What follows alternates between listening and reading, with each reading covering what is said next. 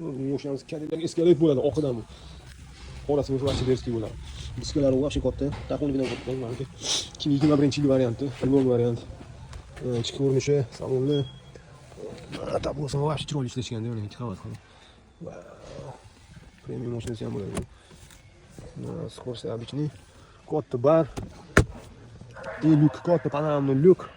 Orqada 7 kishilik, почти 8 kishi o'tiradi desa ham bo'ladi. 3 kishi oldida, 3 kishi orqada. Mana rullar, chiroyli rullar, bunda Cadillac.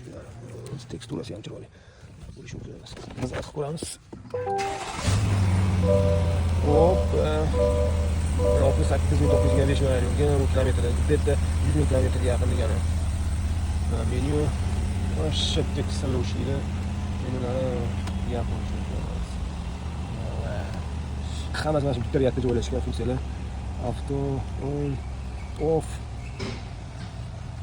Koja, sibena kojasi sifatli va albatta kalkulyator ham bor. Boshqa yo'q. Skorsada funksiyalari bor, mana ustadagani. Diktafon, muzika bilan tansiq yo'lda, galenka yo'lda, menyu, telefonika bu.